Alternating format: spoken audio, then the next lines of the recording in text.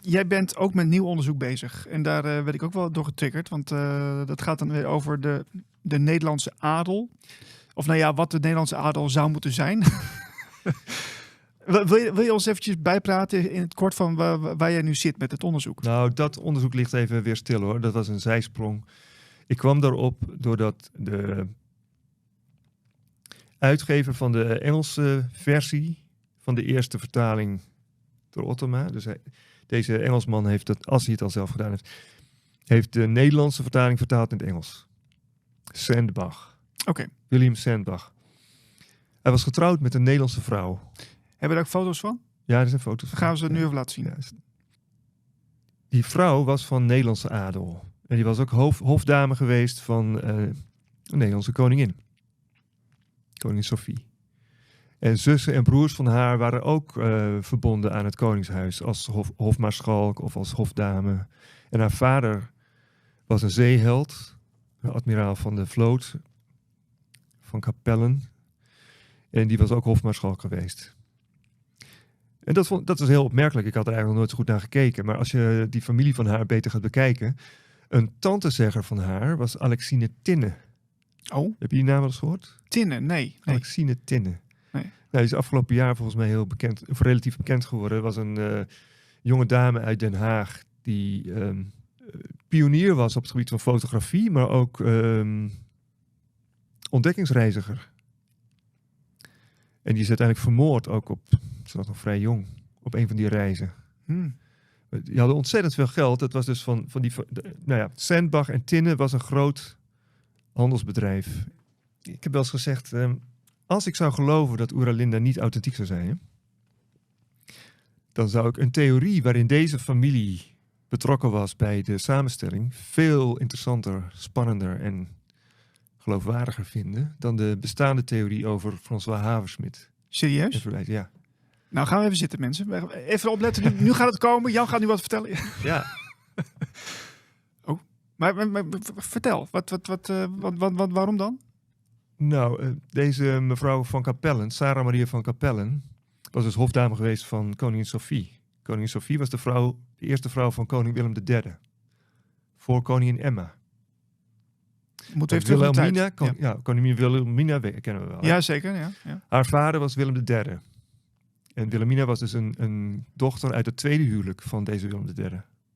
Willem III had uit zijn eerste huwelijk met koningin Sophie 3 zoons gehad. Die allemaal jong zijn overleden. Alexander heeft Wilhelmina nog overleefd. Is ook een tijd kroonprins geweest.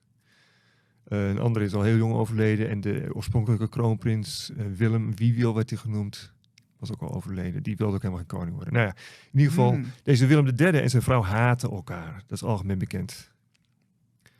En die Willem III, net als zijn vader, Willem III en Willem II waren allebei heel immoreel. Extreem. En er stonden hoge straffen op het bekritiseren daarvan. En dus mensen konden echt voor 2 tot 5 jaar de gevangenis ingaan. Zo, ja. Maar in ieder geval, dus die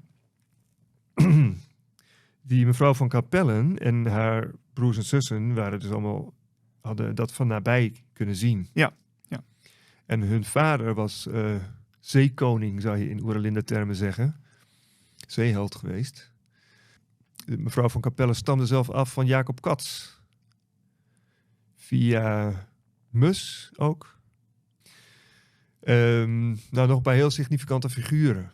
En koningin Sophie had een heel netwerk van intellectuelen in Europa.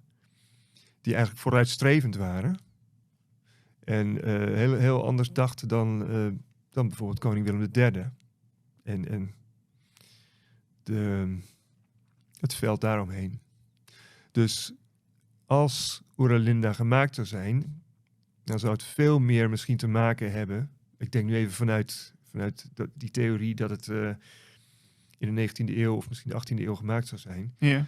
Om de erfopvolging zoals die was, en ook vooral het immorele gedrag van veel koningshuizen, en het machtsmisbruik, ook van de kerk, om dat aan de kaak te stellen door mensen zoals koningin Sophie en de intellectuelen waarmee ze schreef. En daar zat dus een heel netwerk van mensen die wel tijd en geld hadden, in tegenstelling tot Haversmit, Verwijs en Over de Linden. En Over de Linden zouden dan betrokken kunnen zijn geraakt via die marine. Ja. Want veel van de mensen uit deze familie waren ook hoge militaire officieren. Bij zowel marine als landmacht. Dus daar zou je een theorie van kunnen maken die veel spannender en interessanter is dan de Haversmit-doctrine. Ja, dus er zou die adellijke klasse, die zou zeg maar middels zo'n verhaal.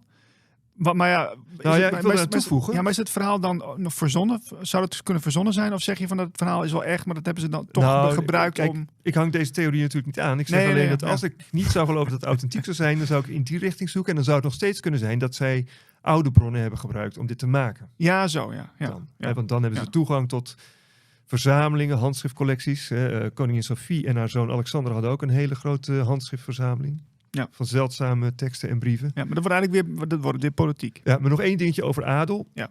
Ik denk dus, er is nu ook nog steeds wel adel. Die hebben lang niet altijd meer zoveel bezittingen als vroeger. En er zijn daar nog mensen bij die echt de verantwoordelijkheid voelen van noblesse oblige. Adel verplicht. Dat ze een verplichting hebben om een goed voorbeeld te zijn. En andere adel is weer door het Koningshuis benoemd en beloond voor bewezen diensten. Ja, en adel kost zich ook in, hè?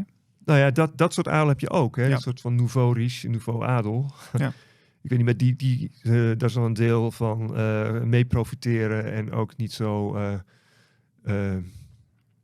ethisch hoogstaande zijn. Maar de anderen zijn het dus ook, zeker nog. Ja. De ware adel, dat zijn de verzetstrijders. Vindt u niet? Meneer Landshof? Ja, majesteit, u heeft gelijk, volkomen. Zo had ik het nog niet gezien. De ware adel.